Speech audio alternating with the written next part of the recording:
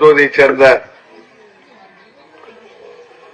அரிட்டாப்பட்டி, வல்லாளப்பட்டி, கிடாரிப்பட்டி, நரசிங்கம்பட்டி, கல்லம்பட்டி, தெற்கு தெரு, சூரக்குண்டு, மாங்குளம், அழகர் கோயில், புலிப்பட்டி, மீனாட்சிபுரம் போன்று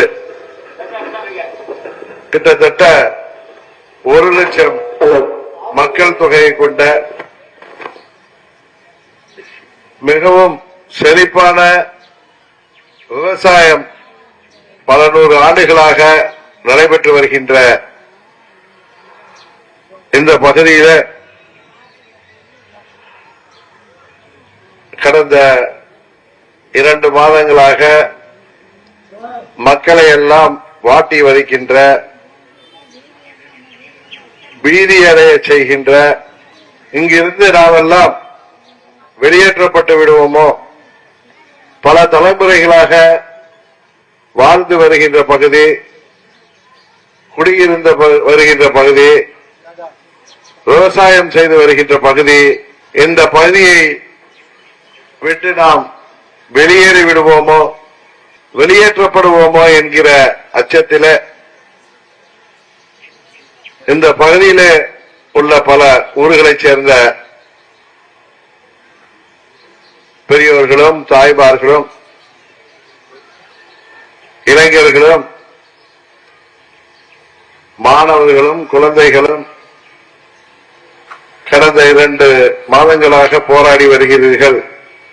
எனது அன்பு நண்பன் மறைந்த மேலூர் சாமி அவர்களின் தொகுதியில இன்றைக்கு சாமி அவர்கள் இருந்திருந்தால் நீங்கள் எல்லாம் இந்த அளவுக்கு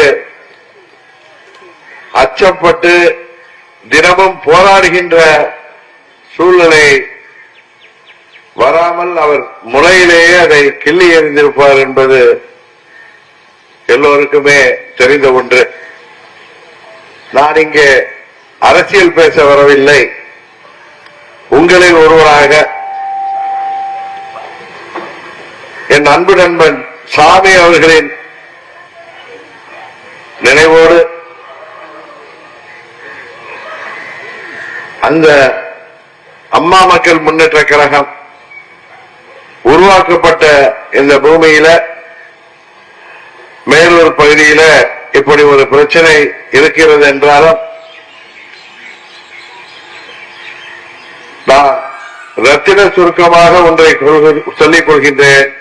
உறுதியாக இந்த டங்ஷன் திட்டம் இங்கு உறுதியாக வராது.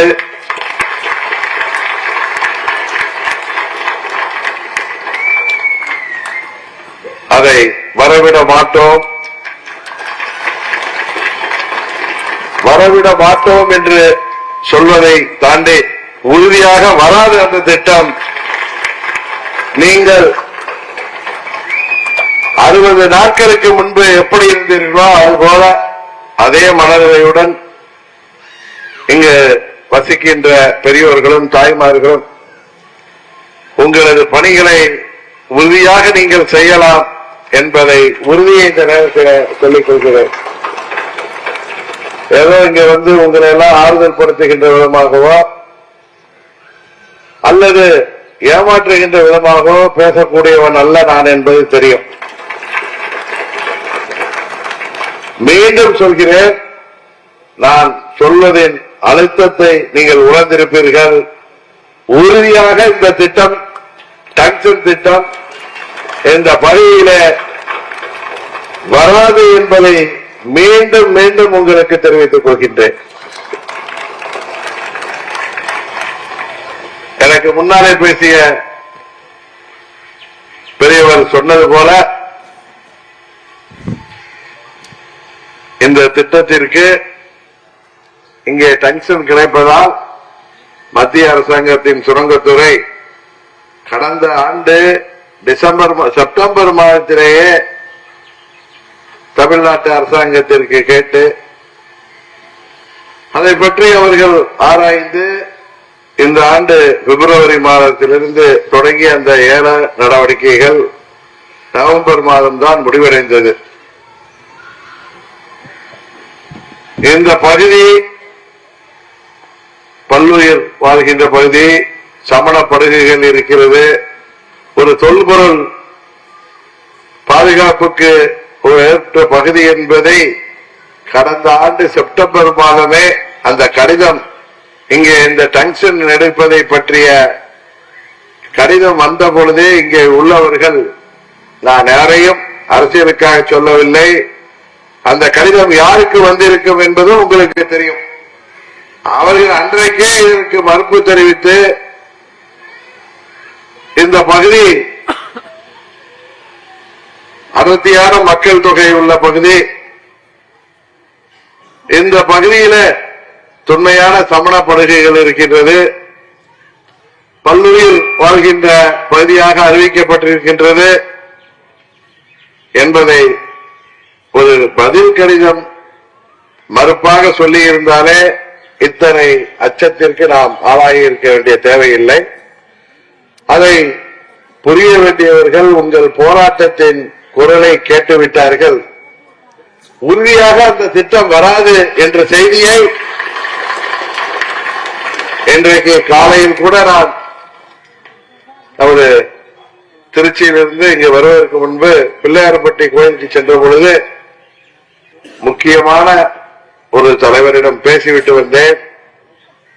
நீங்கள் அங்கே சென்று அந்த திட்டம் வரவே வராது என்று அவரிடம் உறுதியாக சொல்லும்படி சொல்லி அனுப்பினார். எதற்காக சொல்கின்றேன் என்றால், இந்த துறையின் அமைச்சர் மாண்புமிகு கிஷன் ரெட்டி அவர்கள் நமது மாநிலத்தின் தேர்தல் பொறுப்பாளராக இருப்பவர். பாரதிய ஜனதா கட்சியின் தேர்தல் பொறுப்பாளர் மாத்திரமல்ல, எப்பொழுதெல்லாம் தேர்தல் வந்தாலும் அப்பொழுதெல்லாம் கிஷன் ரெட்டி இங்கே வருவக்கூடியவர். எங்களுக்கெல்லாம் நன்கு அறிமுகமானவர், நல்ல மனிதர். அவரிடம் இதை நமது பாஜகவின் மாநில தலைவர் அன்பு சகோதரர் அண்ணாமலை அவர்கள் மூலமும், மத்திய இணையமைச்சர் அன்பு நண்பர் மாண்புமிகு எல் முருகன் மூலமும் இதை பற்றி விளக்கமாக அவரிடம் தெரிவிக்கப்பட்டிருப்பது உங்களுக்கு தெரியும். சில பேர் கேட்கலாம், அதுக்கப்புறம் எதுக்கு இந்த பகுதியை விட்டுட்டு இப்படி ஒரு அறிவிப்பு கொடுத்திருக்கிறார்களே என்று. இதெல்லாம் அப்படியே நீர்த்து போய்விடும். இதை பற்றி எந்த ஆராய்ச்சி வந்தாலும் உங்கள் எதிர்ப்பை அவர்கள் பதிவு செய்வார்கள். அதனால்தான் நான் உறுதியாக சொல்கிறேன், இந்த திட்டம் உறுதியாக வராது, அதற்கான முயற்சியும் இருக்காது.